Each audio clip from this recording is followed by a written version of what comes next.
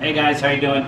So a few of us on the Airway Task Force just wanted to make a small little video to help you guys during intubations of potential COVID patients and how to really protect yourselves to the maximal degree. I know you guys have seen a lot of maybe donning and doffing videos and other things like that, but this is something a little bit different, specific for intubations on how you should be donning, how you should be doffing, and how you should be protecting the patient and actually performing the intubations.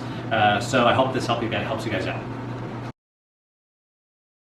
So we will don our PPE outside of the room. To begin, we'll do basic hand hygiene. So either washing your hands or using alcohol sanitizer. Try to get up as far as you can, approximately up to the elbows would be preferred. That's what we will do right now. The next set we will be placing for the PPE is our gloves. So here we're going to want a double glove. So the first pair will go on. And after that, we will be putting our N95 mask. So we don't want to be touching the inside of the mask so as not to contaminate anything. But we will be using this bottom strap first to go over the head.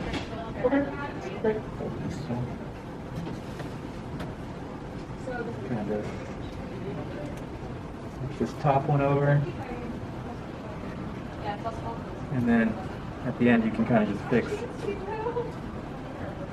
to make a proper seal. So a good way to check is once you've kind of molded to the nasal bridge of your nose, breathe in and blow out, and if you do feel any kind of air escaping through, then you know you don't have that proper seal. So after we have our N95 mask, we can place the goggles on. So any sort of eyewear that has a seal on it.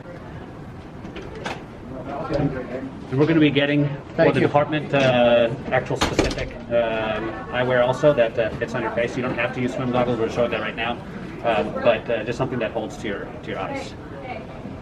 Afterwards, the next step, we want to cover our hair and get as much of the neck as possible as well, because we will have this area exposed during intubations.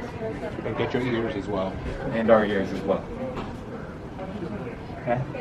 Now the next part will be some sort of visor. So we have two options here. I'm going to go with this one, which will help kind of cover up my N95 mask, but also provide another barrier of protection. And if you're going to use this one, you want to make sure you still put a mask above in front of your N95, just so that you don't contaminate your N95 during that time. Now we have our N95 covered up. We have pretty much everything we need from neck up. Now we will be placing our gown prior to getting our last set of gloves on. So if we are using our disposable plastic gowns, just make sure we got these little thumb holes to kind of help ensure that we get a good seal. So that was a big change for myself, is I like tying it in the front because it just feels more secure, but in proper doffing, you have to tie it in the back.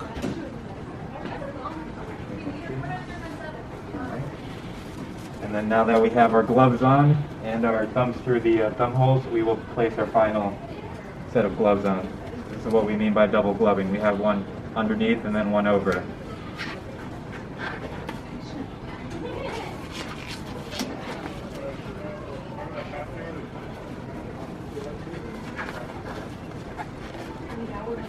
And right now, since we don't have actual hoods to cover us, as you can see, there's still portions of Eddie's neck and kind of side of his face area that are still exposed. And a couple of tricks, if you just want, you can tug this under your scrubs on both sides so that the scrubs are not going to be affected, and it will give you the highest weight possible there.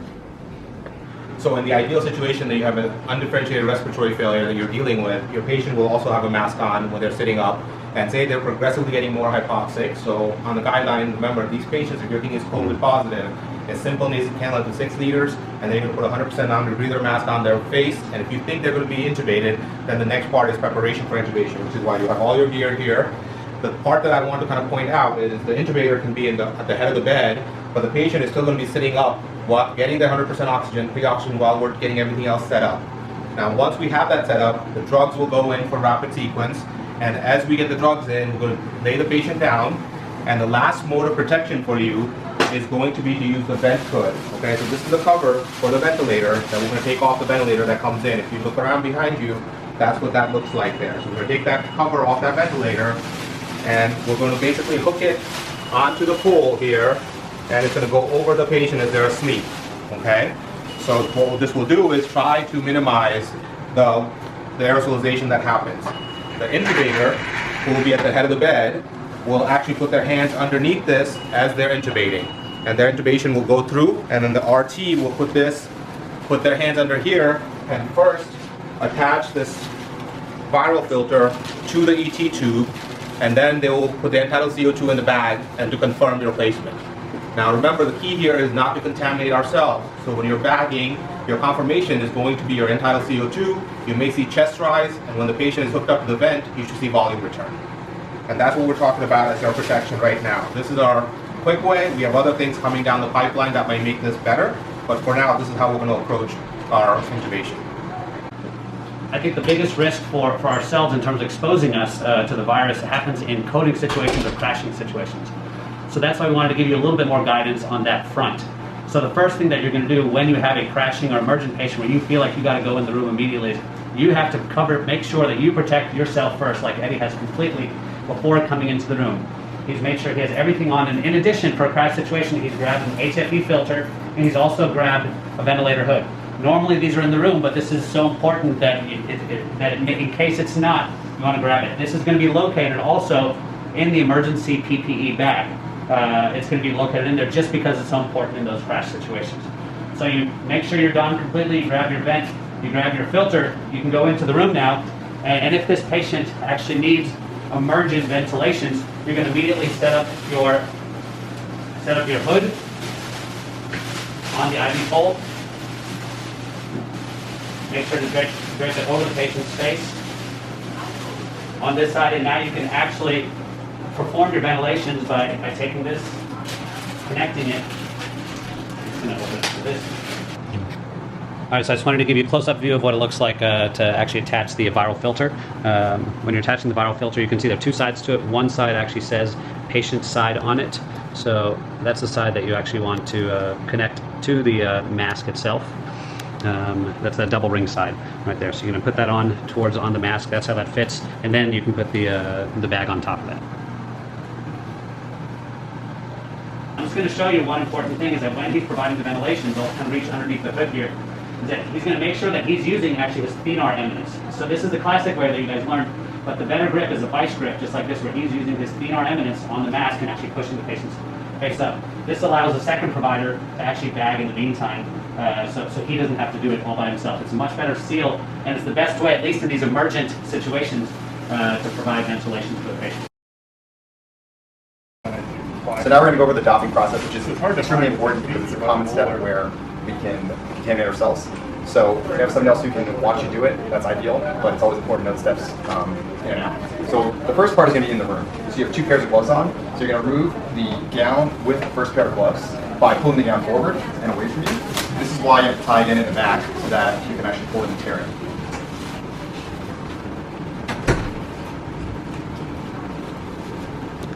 And as you notice, Eddie's actually touching just the inside of the gown, which was not exposed to the outside area. So now he's going to remove the hat because the outside can be contaminated. He's going to keep those gloves on, and then remove the gloves with the hat because now the gloves have touched the hat, so he doesn't want to touch his face with those gloves on. He's going to step out of the room.